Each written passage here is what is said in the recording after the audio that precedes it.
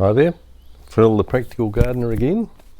This particular tip is about growing plants in your pond. Now, I love having a pond in my garden. I'd always have one. I had a large one at my previous property. I've got this one here, which is still quite large, 3 meters by 3 meters, which is around about 10 feet by 10 feet, and it's actually quite deep, deeper than it appears when you look at the margins.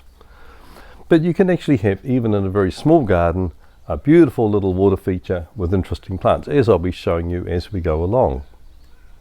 One of the main reasons, of course, for growing plants in a pond is to have water lilies, and we really love to have that Monet effect. And to do that, we have to look after our water lilies and make sure that they don't actually take over the whole pond. Now, I'm filming this quite early in the day, and my water lilies aren't actually open yet.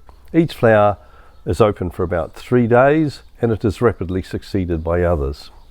I have got one in this pond called a Florida Sunset. It's a very vigorous one. It would take over the whole pond if I let it. So 2 or 3 times over the summer I do actually thin it out and I give the plants away, or just use the leaves as compost. I've got some weaker ones growing here, very beautiful, a red one called a James Bryden and a white one called a Garnier, and I love having them, and when visitors come they always admire the water lilies. Now, when you have a waterfall or a fountain in your pond, a lot of people believe that you won't be able to grow water lilies because they don't like disturbance. However, I haven't found that to be the case, and I've had waterfalls and fountains near my water lilies and I've never experienced any problem, even if the water is splashing directly over the foliage. So I wouldn't worry too much about that one. They are quite hungry plants, so if you grow them in a pot, you usually need to actually put some fertilizer tabs in to get them fertilized. Mine are actually now naturalized onto the bottom of the pond. That's in the sludge that's automatically there, and I don't actually have to worry about fertilizing them at all. I don't put any feed into this pond at all, and I haven't for quite some years. So I'm going to go over the different types of plants. First of all, water lilies, and then the emergent plants that are coming up from the bottom, like those tall rushes, marginal plants, oxygen weed. So let's get into it.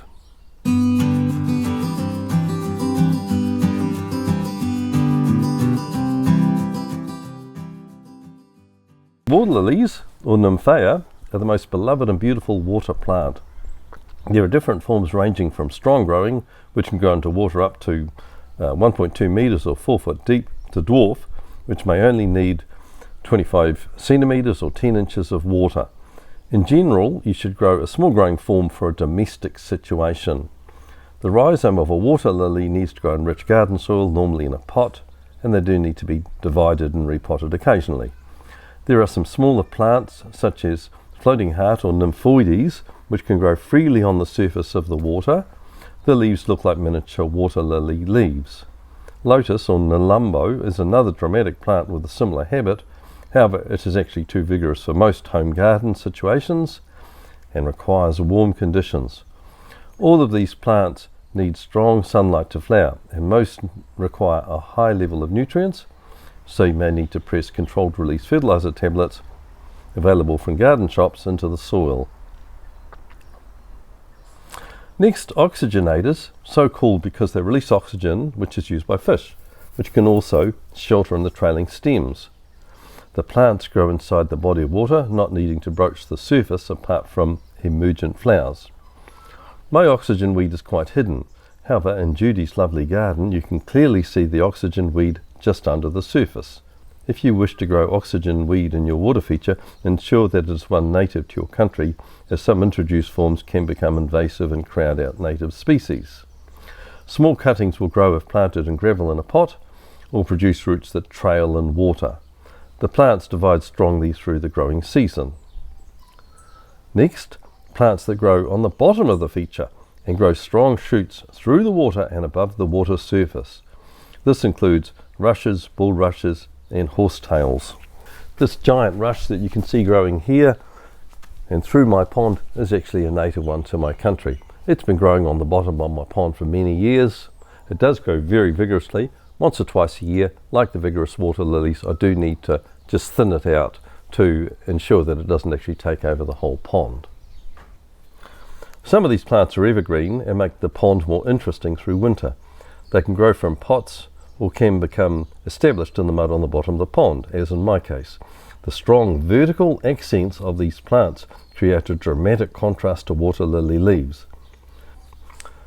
Finally, marginal plants such as golden Japanese rush or acarus, calla, iris, marsh marigold and cyperus. Here is a small dish in Jeannie's garden.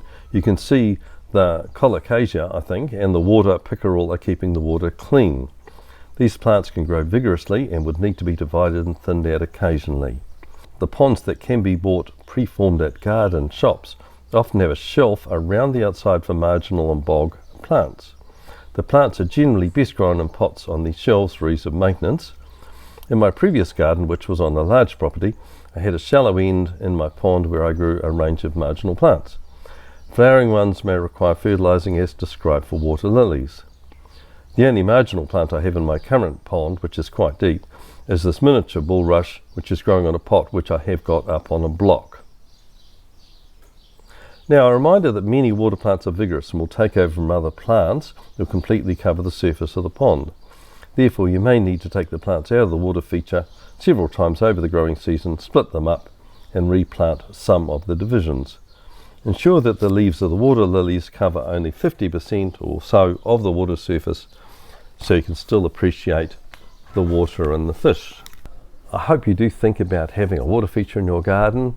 You can do so in almost any situation. There's great value in it. I had 2 visitors come to my garden yesterday.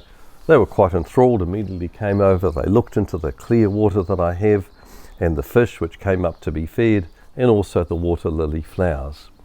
I will be doing 2 other clips, hopefully very shortly, releasing them. One about fish in garden features, and then finally one about how to keep the water clear. And so make sure that you subscribe and like this one and share it with others so that you can be sure to see those tips as they become available. And finally, of course, as always, thank you very much for watching this through to the end.